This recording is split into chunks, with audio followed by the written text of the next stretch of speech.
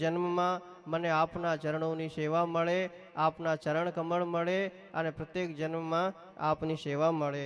આગળ ભાગવતના 5 ફળોની વાત આવી છે. ભાગવતના 5 ફળ કયા કયા છે? કહે છે પેલું છે સાક્ષાત ભગવત પ્રવેશ, બીજું છે ભગવત કૃપા, ત્રીજું છે ભગવાનમાં પ્રીતિ, ચોથું છે સંપૂર્ણ સંશયની નિવૃત્તિ અને પાંચમું છે સંપૂર્ણપણે અભયની પ્રાપ્તિ. આ 5 ફળ જે છે એ ભાગવતજીના છે. છેલ્લો ભાગવતજીનો શ્લોક, નામ સંકીર્તનમ યસ્ય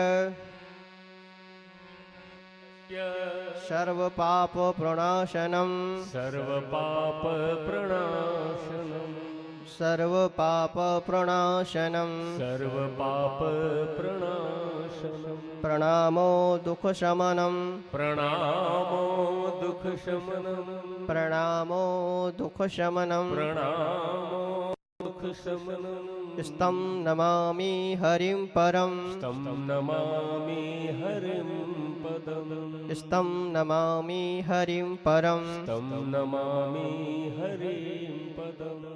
આ ભાગવત કથા માટે આ પરિવાર નિમિત્ત બન્યો. ખાલી એક પરિવાર નિમિત્ત બન્યો, પણ એ પરિવારને નિમિત્ત બનતા કેટલા લોકોને ભાગવત કથા શ્રવણનો લાભ પ્રાપ્ત થયો છે. આ સૌથી મોટા સૌભાગ્યની વાત છે. આપણે અન્નક્ષેત્ર ખોલીએ તો ભાવના શું કરીએ કે ભાઈ જેટલા લોકો જમીને જાય ને એટલું સારું. એવી રીતે ભાગવત કથાની અંદર જેટલા લોકો કથા શ્રવણ કરીને જાય એટલું સારું, એટલું પુણ્ય વધારે. અને આ પરિવાર ગદાણી પરિવાર, મુકુંદભાઈ ગદાણી, એમનો સમગ્ર પરિવાર અને એ સમગ્ર પરિવારને અહીંયા વ્યાસપીઠ ઉપરથી એવી શુભકામના પાઠવું છું કે ઠાકોરજી હંમેશા એના હાથે આવા સત્કાર્યો કર્યા કરે અને પ્રભુની કૃપા, ગિરિરાજજીની કૃપા, શ્રી ગોકુલનાથજી પ્રભુની કૃપા હંમેશા એના ઉપર વરસતી રહે અને હંમેશા સદવિચારો આવે, પ્રભુ તરફ વળે અને માત્ર પ્રભુનું સ્મરણ કરે, પ્રભુને યાદ કરે, પ્રભુની ભક્તિ કરે.